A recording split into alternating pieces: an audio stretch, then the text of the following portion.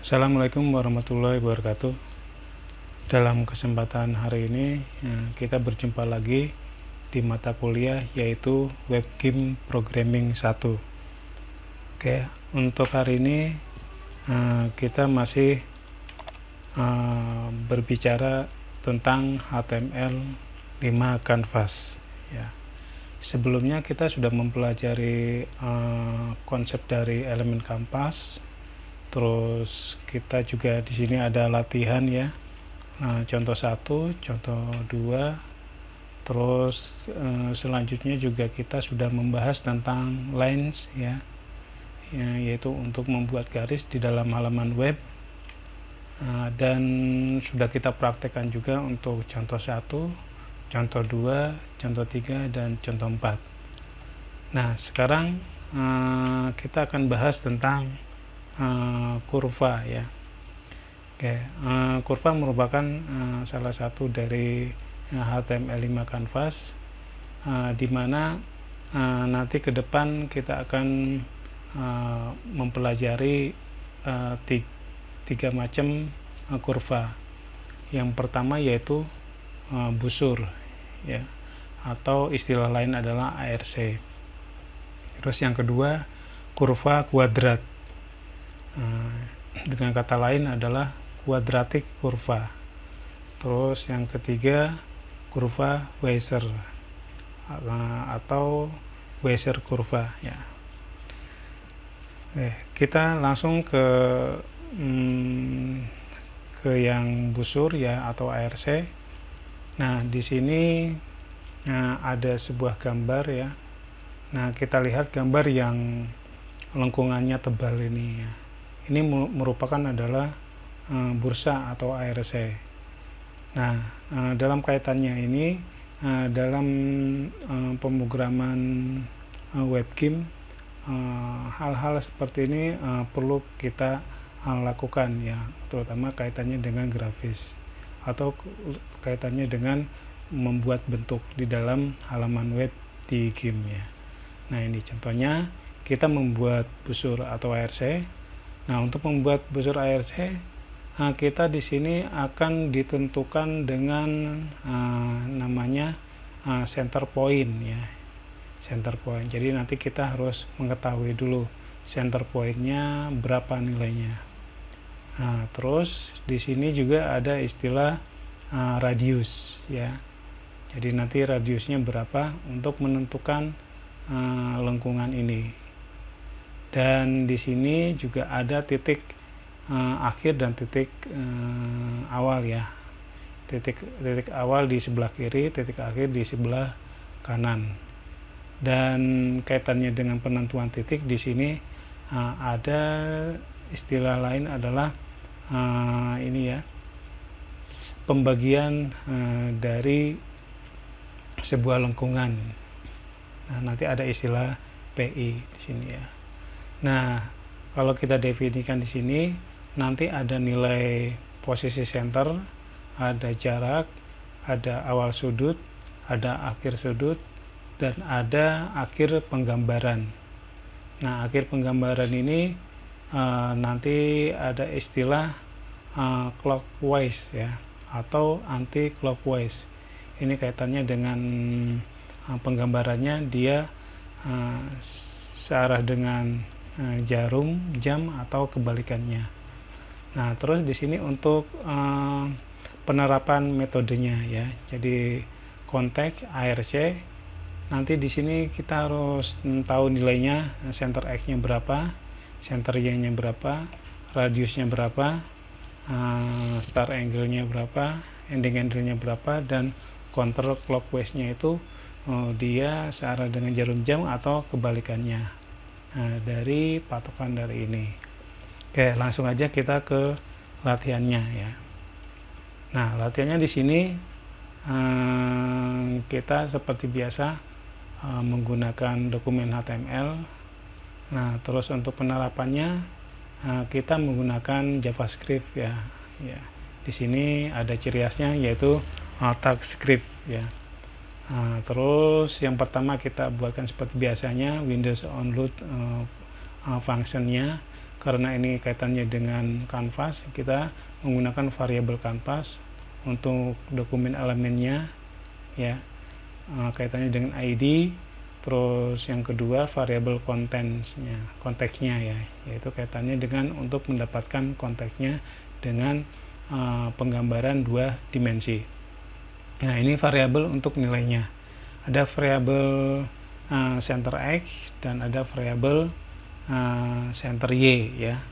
Jadi di mana nilai center X dan center Y ini sebenarnya merupakan titik pusat dari lingkungan ya.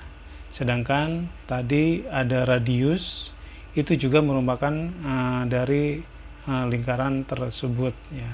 Nah, radius. Terus berikutnya di sini ada starting angle ya, dan ending angle. Ini titik sebelah kiri dan titik sebelah kanan. Nah, makanya di sini ada PI-nya ya, ada rumusan PI-nya. Dan ini untuk menentukan nilai titiknya.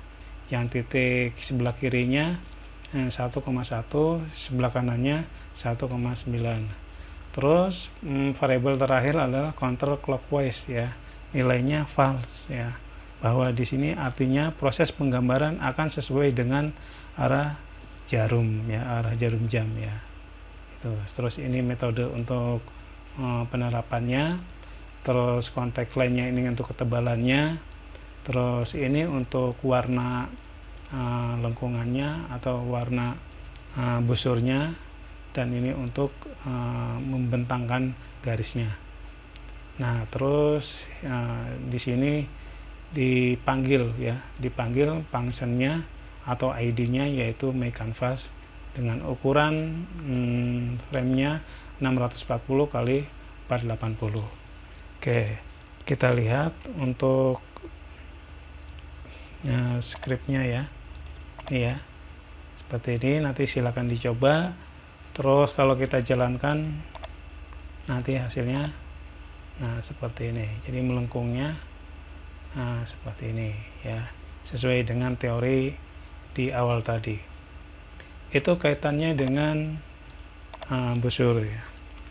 Terus yang kedua kaitannya dengan kurva kuadrat ya, kurva kuadrat.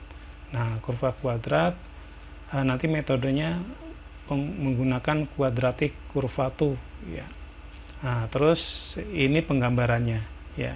Jadi di sini ada contact point ya, terus ada ending point, terus ada midpoint, ada midpoint ya, midpoint 1, midpoint 2, dan ada control point ya. Nah, control point. Nah, kita coba terapkan di sini dengan latihannya seperti yang busur ya, ini tetap diterapkan. Terus di sini ada yang baru ya, contact move to ya, move to itu ini adalah untuk menentukan titik ini ya, titik contact point-nya ya, itu ya contact point-nya ya. Terus di sini ada kontrol X 288 dan kontrol Y 0. Ini berarti untuk menentukan kontrol poinnya di sini.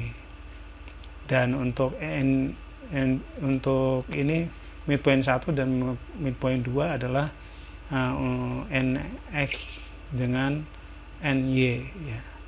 Nah, sehingga nanti untuk perumusannya seperti ini metodenya, contact quadratic curvature.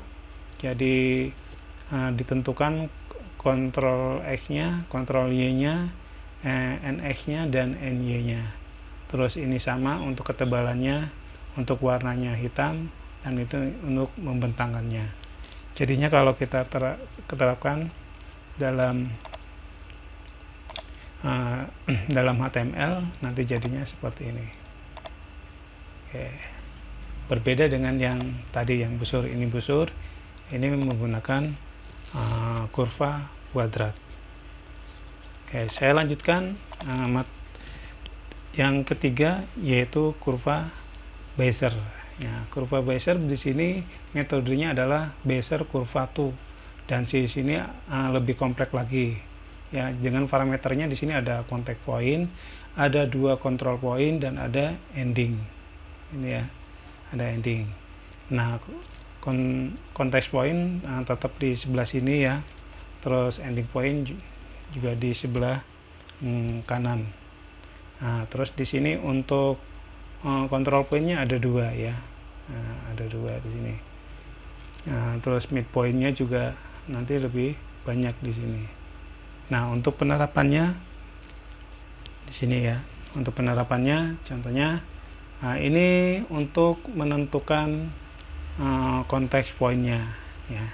Context pointnya tetap dengan menggunakan move tool. Terus ini karena ada dual control ya, dual control berarti di sini juga ada dua aja, X1 Y1, X2 Y2. Nah, karena lebih kompleks ya. Terus ini untuk endingnya ya, untuk endingnya, untuk titik terakhirnya ya, titik terakhir untuk pembentakannya yaitu NX dan NY.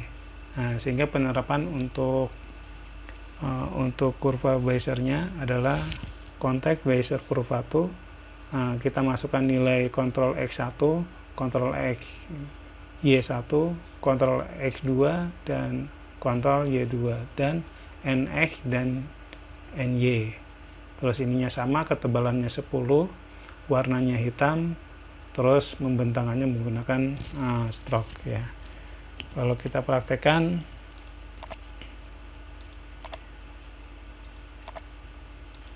oke, jadinya seperti ini ya. Oke, ini yang dikatakan sebagai kurva Bezier ya, kurva Bezier. Ini busur, ini kurva kuadrat, dan ini kurva Bezier. Oke, itu silakan nanti dicoba untuk latihan ini. Terus untuk tugasnya ini ya, untuk tugasnya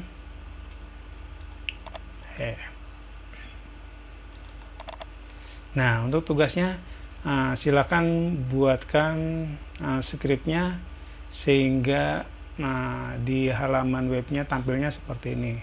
Ini adalah kebalikan dari busur ya, yang sebelumnya latihan kita seperti ini, dia akan terbalik seperti ini. Oke, silakan dicoba untuk tugas ini, nanti dikumpulkan di dalam classroom. Saya kira cukup dulu untuk materi hari ini. Cukup sekian, terima kasih. Wassalamualaikum warahmatullahi wabarakatuh.